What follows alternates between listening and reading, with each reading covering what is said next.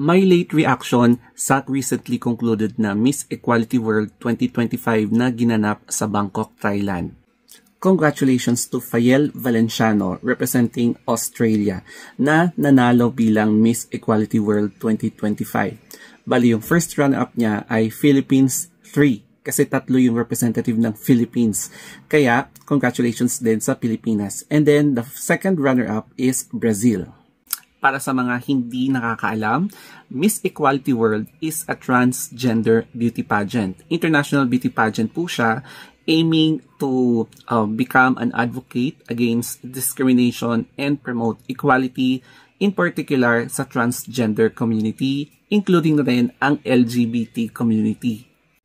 Short background muna tayo ngayon. So, sino nga ba si Fayel Valenciano? She is currently based in Australia. Australian na po siya, Filipino-Aussie, and working as a chef. So, meron din po siyang kapatid na kontesera din sa pageant na si Lay Valenciano na sumali sa Queen Philippines dun sa Cebu last year. And prior to joining Miss Equality World, kontesera na rin si Fayel dito sa amin. Ilan sa mga titles niya ay Miss Gay Benguet, tapos Miss K Baguio, and then Manila's 5 Prettiest din. And then, sumali din siya sa Super Sirena. So, pagdating sa background, talagang marami na siyang experience and marami na din siyang mga title. Pagdating naman sa Q&A, I believe isa ito sa mga pinaka-forte ni Fayel Valenciano. Even before sumabak pa siya sa Miss Equality World kasi na-witness ko first-hand, personally, kung paano siya sumagot talaga. So, napanood ko siya sa mga pagsali niya sa mga local pageants and ngayon sa Miss Equality World. Pag-usapan naman natin yung kanyang speech sa top 6. So, this is all about humanity and hinighlight niya dito yung Triple H. O, diba? Nagkaroon na tuloy kayo ng idea. Yung una is head, and then yung hand, tapos yung heart. So, ito yung mga key ingredients to promote equality against discrimination. And then, pagdating naman sa kanyang final top 3 na answer, question siya sa pinaka-famous na question na kapag hindi ka nanalo sa Miss Equality World, ano yung gagawin mo? What will you do? How would you feel? Mga ganyan. At the beginning of her answer, hinighlight niya yung naramdaman niya na magiging malungkot talaga siya na hindi siya nanalo kahit na pinagpreparan niya talaga ito. Pero sinabi niya na just give me one day to be sad or to mourn.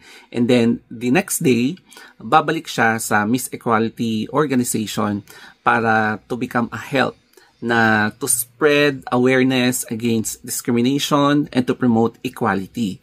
So, I think itong answer niya to ay naantig ang puso ng mga judges. Kaya, hinirang siya as Miss Equality World 2025. Pag-usapan naman natin yung sinuot na gown ni Fayel Valenciano.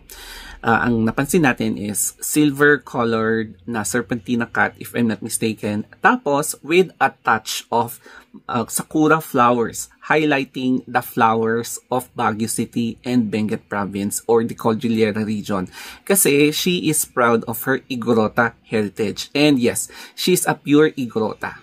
Pagdating naman sa swimsuit, yung mga natawag sa top 8 semi-finalist ang umarangkada dito sa portion na to. So, isa si Fayel Valenciano.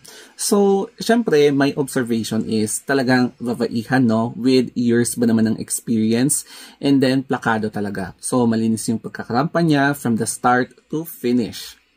May observation naman sa overall staging and production ng Miss Equality World. So, as you can see in this picture, and kapag i-replay nyo na lang yung pageant, yung live nila sa YouTube, mapapansin nyo na the space is limited, no? However, dahil sa ganda ng pagka-produce or yung production, tapos yung lighting, yung stage, yung equipment, ang ganda ng kinalabasan, parang malawak or parang malaki yung dating niya, especially sa mga audience, na parang hindi mo mapapansin na medyo limited yung space pala, no? So, ganyan kagaling yung kung sino man yung nag-prepare or nag-ayos ng stage na yan. And ito ang isang chismis. So according sa Insider, there is a big possibility na the next edition of Miss Equality World 2026 might be held here in the Philippines. And baka, kung hindi ako nagkakamali, you can correct me, kasi possible na sa Baguio gagawin or even here in Benguet. So, tignan na lang natin sa mga susunod na updates. I might be right, I might be wrong. So, correct me na lang dito. Hindi ko alam kung napapanood to ni Fael, pero ito lang yung masasabi ko sa kanya.